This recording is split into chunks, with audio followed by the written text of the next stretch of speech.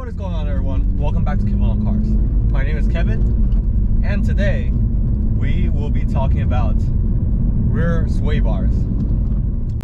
And the question is, will a rear sway bar improve the performance of a front-wheel drive car?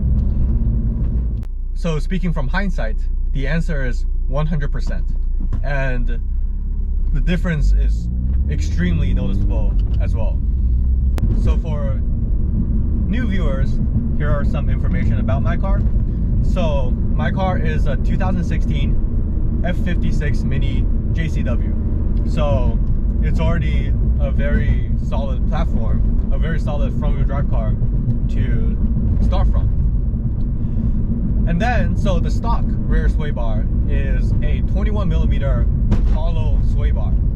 So the sway bar itself is hollow, and then the diameter is 21mm. And for the new sway bar, it's this one, I'll put it on the screen, is the new speed 22mm solid sway bar. So not only the new sway bar is 1mm thicker in diameter, but also it's solid. So it's a lot better. Okay, so now that we have the new rear sway bar installed, let's go to see the big difference between the stock and the modified. So let's go. So we're back on this familiar B road. So let's go. Close the window. Nice turn.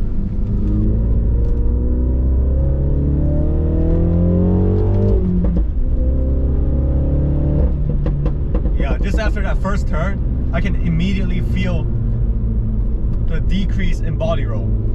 So like before, when I'm going through that turn, my whole body, my whole leg would have been sideways and hitting onto the speaker. But now it's just all grip, 100% grip. And in this familiar corner, I'm gonna go at 40. Zero tire squeaking, zero. So let me just compare it to before I had it, which is right now. And as you can hear, when I'm going through this corner at 38 miles per hour, the entire, like the front right tires is squeaking completely, and there's like no traction at all. I was just trying to save the car from like going completely to the rails.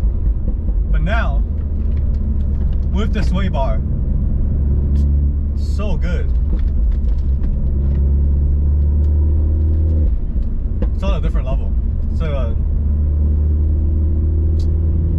I would say it's a new car, but it's not, because it still has everything that it has before, but it's just way better, way more confident. So yeah, as I was talking about, less body roll for sure. And also through these 10 days of testing, I also noticed that there's still a little bit of understeer. So I think I can use an even stiffer sway bar if I want in the future. But now, although there's still a little bit of understeer, it's way more progressive. So when I'm in the middle of the corner and I know it's about to understeer, so the tendency to have snap understeer or snap oversteer is virtually gone. It's basically just extremely progressive.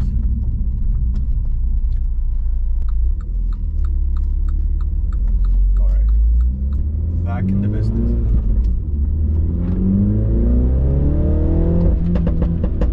That exhaust,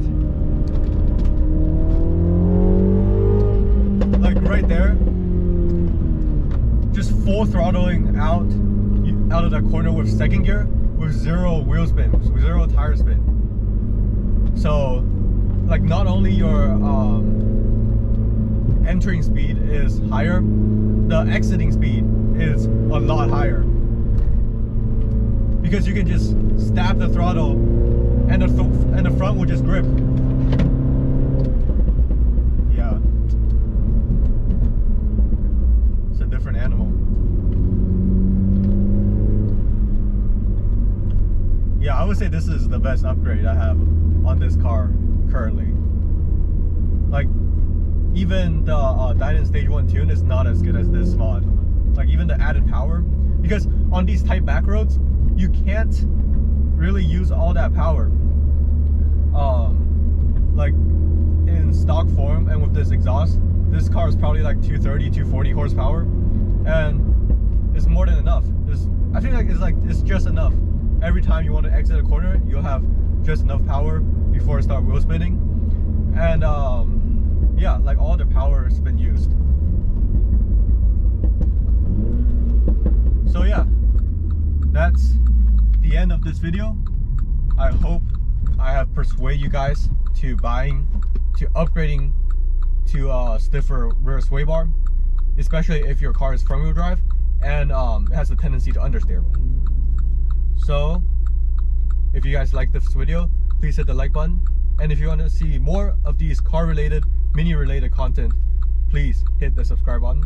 Kevin on Cars. And as usual, drive safe, have fun, see you guys next time.